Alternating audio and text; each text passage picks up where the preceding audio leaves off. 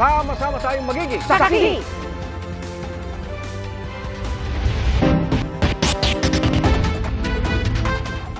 Igan, dalawang lalaking sangkot umano sa sextortion ang arestado sa mga operasyon ng NBI at PNP. Ang isa nagpapanggap umanong pulis at ang isa naman nagkunwari raw estudyante.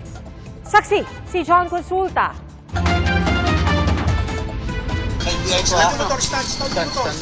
Wala nang kawala ang target na ito na taga Bacoor, Cavite.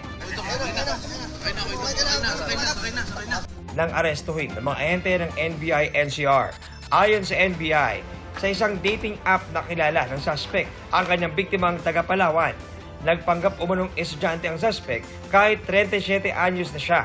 At nang makuha ang loob ng biktima, doon niya ito hiningan ng mga sensitibong picture at video. Inikayat siya na magpadala ng nude photos and videos. Ang victim naman natin sa inaakala na boyfriend na nga niya itong kachat niya, nagpapadala naman. Pinilit pa ng suspect na bumiyahe pa Maynila ang minor de edad na biktima. Sinasabi nito ni alias Charles, pumunta ka rito at magsama tayo. Sumama ka sa akin, mag-check-in tayo. Kalaunan, nanakot na ang suspect kung di siya padalhan ng dagdag na masaselang video. Ikakalat sa social media nitong lalaki at padadala sa school niya, sa family niya. Yung bata naman ay natakot. Hindi itinanggi ng suspect ang reklamo sa kanya. Gusto ko rin sana siyang talagang lumabas ng Maynila. Dahil gusto ko nga po siyang makasama. Humingi ako ng tawad sa nagawa ko, nasabi ko na hindi ko sinabi na totoo na meron din akong asawa. Galit na galit naman ang magulang ng biktima. Gagawa akong paraan ipaglaban ko talagang ginawa niya sa anak ko. Sasampahan natin siya ng kasong Anti-Photo and Video Voyeurism Act in relation to Republic Act 10175 dahil gumamit siya ng cyber dito at isa pa consented abduction in relation to RA 7610. Minor itong biniktima niya at gumamit siya ng gadget, so we're looking at 12 years pataas. 12 hanggang 20 taong ding pwedeng makulong ang isang lalaki sa Naga City. Nagpanggap umano siyang pulis sa pambibiktima ng 19 anyos na babae. Dito ka. Sabayan. Tagdo mo. Pangalan mo. Ang suspect patagong kumuha ng masela nilang video ng biktima at ipinanakot na ikakalat niya ito kung hindi muling makikipagkita sa kanya ang babae. Ninakaw pa ng suspect ang cellphone ng biktima para kunin ang contact details ng mga malapit sa kanya. Hindi naman talaga siya member ng PNP. Nasa kustodiya na ng pulisya ang suspect na sinusubukan pa naming kunan ng panig. Nasampahan na siya ng reklamong grave coercion at paglabag sa Safe Space Act in relation to Anti-Cybercrime Prevention Act. Pangalawa ang sextortion sa mga pinakamaraming reklamong natatanggap sa aling police helpline page ng ACG kasunod ng cyber libel. Karaniwang nabibiktima ang mga babaeng nasa edad 15 hanggang 26 years old. Sa datos naman ng WCPC o Women and Children Protection Center ng PNP, rape ang pinakamaraming kaso noong 2023 na umabot sa mahigit 9,000. Mahigit 6,700 na mga biktima ay nasa edad 1 to 17 years old. Doon sa ating 1 to 4 years old, usually ito ay yung mga guardian o yung mga pinagkakatiwalaan na pinag-iiwanan ng mga bata. Ang nakakalungkot pa nito kung minsan mga tatay nila ang suspect. 24 oras ang WCPC para sa mga sumbong ng mga kababaihan at kabataang biktima ng krimen. Tawag lang ho kayo sa amin at kami po ang pupunta sa inyo. Para sa GMA Integrated News, John Consulta ang inyong saksi. Narawagan ng dagdag na proteksyon ng ilang maritime organization kasunod ng missile attack sa Gulf of Aden na ikinamatay ng 2 Pinoy crew. Inako ng Houthi ang insidente, sabay git na nagbibigay silang babala sa mga tripulante pero hindi raw sila pinansin. Nobyembre pa nagsimula ang mga pag-atake ng Houthi sa mga barko sa Red Sea at Gulf of Aden bilang pakikisampatiya umano sa mga Palestino sa gitna ng giyera ng Israel at Hamas. Saksi si Sandra Aguinaldo. Sa videong ito mula sa Indian Navy, kita ang Anilay Rescue Operations sa barkong MV True Confidence sa Gulf of Aden na malapit sa Red Sea. Via helicopter ang pag-rescue sa crew ng barkong tinamaan ng missile ng grupong Houthi na nakabase sa Yemen. 3 seafarer ang patay sa missile attack, 2 sa kanila mga Pilipino. Ayon pa sa Department of Migrant Workers, tumama ang missile sa fuel bunker section ng barko kaya sumabog ito at nilamon ng apoy. 3 Pinoy crew ang sugatan sa missile attack. Stable na sila habang ginagamot sa isang ospital sa Djibouti. Ligtas naman ang 10 pang Pinoy crew. Nakausap na raw ng DMW ang pamilya ng 2 Pilipinong namatay. Ipaabot daw ng DMW ang lahat ng tulong na kailangan. Nakikipag-ugnayan na rin sila sa Manning Agency at sa may-ari ng barkong Greek-owned at Barbados-flagged. Magpapadala ng team sa Djibouti ang Philippine Embassy sa Cairo, Egypt para tulungan ang mga Pinoy pati na sa travel documents na kakailanganin nila. Ang asawa ng isa sa mga nasawi, nakausap ng GMA Integrated News. Naikwento raw ng kanyang asawa na dadaan sila sa isang delikadong lugar sa Yemen. Nung mga nakaraan pa, Ano pong kwento? nagsasabi mo siya na dadaan sila sa war zone, high-risk area nga daw po. Siyempre po, natakot, kinakabahan kasi first time niya po yung ganung Dati mga pera-perata lang, ngayon po talagang mga terorista na Naulila ng tripulante ang 2 anak na 7 at 5 taong gulang. Inaasikaso na ng OWA na agad maiuwi ang mga biktima, katuwang ang DMW at DFA. Sa ganitong tragedy, sa loss of life at active member at ganitong trahedya nangyari, makakatulong agad tayo with 200,000 and 20,000 for the funeral.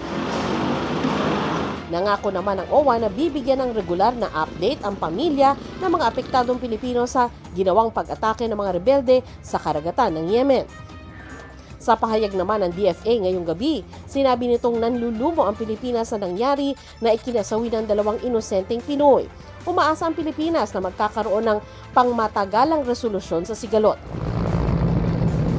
Nobyembre na nakaraang taon nang magsimula ang mga pag-atake ng Houthi sa Red Sea. Sa isa nga sa mga unang pag-atake, 17 Pinoy ang kasama sa crew ng MV Galaxy Leader na kinugkob ng grupong Houthi sa Red Sea. Hawak pa rin sila ng mga Houthi.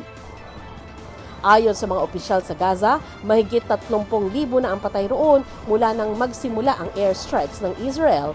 Naganti naman nila sa pag-atake ng Hamas noong Oktubre kung saan mahigit 1,000 ang patay. Patuloy ang negosasyon para magkaroon ng 40 araw na ceasefire bago idaos ang Ramadan. Para sa GMA Integrated News, Sandra Aguinaldo, ang inyong saksi. Patay ang isang babaeng 9 na taong gulang matapos bubugin at gahasain pa sa Pampanga. Isang mekaniko naman ang pinagbabaril habang nagtatrabaho sa Leyte. At isaksihan. Nakatambay lang sa isang motor shop sa Lapas Leyte ang isang lalaki habang sakay sa kanyang motorsiklo. Maya-maya lang, bumunot siya ng baril at pinagbabaril ang kanyang target na nooy nagtatrabaho. Sugatan ng biktima at nagpapagaling na sa ospital. Patuloy namang pinaghahanap ng pulisya ang suspect. Sa Alaminos City, Pangasinan, inararo ng isang pickup truck ang tindahan ng pakwan na nasa gilid ng kalsada. Dumiri-diretso ang truck sa bukid, dahilan para tumagilid ito. Ligtas ang driver ng truck habang nagtamo ng sugat sa katawan ang tindero ng pakwan. Base sa investigasyon ng pulisya, nakatulog ang driver habang nagmamaneho. Nagpaabot na ng tulong ang driver sa biktima at may-ari ng tindahan ng pakwan. Wasak naman ang unahan ng isang papaserong bus matapos sumalpok sa sinusundang wing van sa bahagi ng Tarlac, Pangasinan, La Union Expressway. Ayon sa pulisya, nakaidlip ang bus driver, sugatan ang 9 na sakay ng bus habang ligtas naman ang driver ng van. Sa Guagua, Pampanga, karumal-dumal ang sinapit ng 9 na taong gulang na bata matapos gahasain at pagbubugbugin ng isang lalaki. Nakatira ang bata sa bahay ng tiyahin na papunta sana sa bahay ng magulang para humingi ng baon. So pagdaan ng bata, may tumawag dun sa posyon na kung saan nangyari yung krimen. Tinawag yung bata, pumasok, then hindi na siya lumabas. After an hour, nakita yung suspect natin, nakaubad na, palingon-lingon. Kapitbahay nilang suspect kung saan natagpuan ang bangkay ng bata. May mga ibang babae na inano niya, pinipituan niya, pinatawa. Yung mga ganun. Talagang gumagamit siya ng pinagbabawal na droga talaga. Nung check yung bahay niya, puro paraphernalia. Ang suspect mahaharap sa patong-patong na kaso.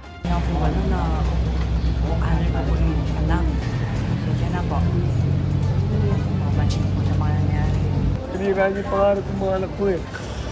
Yung pa nag-aaral na nag-iisa na lang, pangarap pa. Para sa GMA Integrated News, Rafi Tima ang inyong saksi. 4 na senador na ang pumirma para mabawi ang pagpapa-aresto ng komite ng Senado kay Pastor Apollo Kibuloy. Saksi si Mab Gonzales. Citing contempt, Apollo Carion Kibuloy for his refusal to be sworn or to testify before this investigation. 2 araw na mula nang ipakontempt ni Senador Risa Hontiveros si Pastor Apollo Kibuloy dahil sa hindi pagsipot sa mga pagdinig ng Senate Committee on Women and Children sa mga pang-aabuso umano sa mga miyembro ng Kingdom of Jesus Christ. Pero hindi pa inaaksyonan ni Senate President Juan Miguel Zubiri ang pag-issue ng arrest order laban sa pastor. Nangangalap pa kasi ng pirma si Senador Robin Padilla para bawiin ang pagpapaaresto. Total, andyan ang judiciary, sila talaga ang pwedeng magsagawa ng investigasyon. Kung ano ang ilabas ng judiciary, yun ang kunin namin sa legislative at doon kami, in aid of legislation, gumawa ng batas. Nag-usap kami kahapon, sabi niya, he will try to raise the signatures, meron daw siyang 7 days, so let's respect that. Sa 8 pirmang kailangan ni Padilla para sa reversal, 4 na ang nakalap niya. Sina Senador Robin Padilla, Amy Marcos, Cynthia Villar at Bongo. Parang hindi naman siya sa yung mukhang gagawa ng gano'n. Kilala ko siya personally and nakakaya naman na ako pahuhuli ko siya. Diyos ko, you don't do that to a friend. Gusto natin bigyan siya ng pagkakataon. 5 na sana ang nakalap na pirma ni Padilla, pero umatras si Senador JV Ejercito. Sabi ni Ejercito, binawi niya ang pirma matapos daw reviewin maigi ang pahayag ng mga witness sa pagdinig. Ayon kay Padilla na unang tumutol sa contempt order, tinatawagan niya ang iba pang miyembro ng komite para pumirma sa reversal para rito. Sa ngayon, may 5 pang senador na pwedeng pumirma. Yan ay sina Senador Nancy Binay, Pia Cayetano, Mark Villar, Loren Legarda at Joel Villanueva. Tumanggi namang pumirma simulat sa poll sina Senador Grace Poe at Raffy Tulfo. Tingin naman ni Padilla, hindi napipirma si Senate Minority Leader Coco Pimentel lalo't naroon ito nang maghain ng motion na contempt si Hontiveros. Si Hontiveros naman hindi muna magbibigay ng bagong pahayag. Samantala, inutos ng isang judge sa California sa Amerika ang pag-unseal ng warrant of arrest laban kay Kibuloy at sa mga kapwa niya akusado. Dahil dito, pwede nang isyuhan ng red notice ng Interpol si Kibuloy na wanted sa Amerika para sa mga kasong sex trafficking, fraud, cash smuggling at iba pa. Ayon sa US-based lawyer na si Attorney Lara Gregory, maaaring ito na ang unang hakbang sa extradition kay Kibuloy ng US Department of Justice. Kinukuha pa rin namin ang panig ni Kibuloy. Ang kanyang mga taga-suporta nasa Liwasang Bonifacio para sa isang prayer rally. Para sa GMA Integrated News, Mav Gonzales, ang inyong saksi. Mga kapuso, sama-sama tayong maging saksi. Mag-subscribe sa GMA Integrated News sa YouTube at para sa mga kapuso abroad, samahan niyo kami sa GMA Pinoy TV at sa www.gmanews.tv.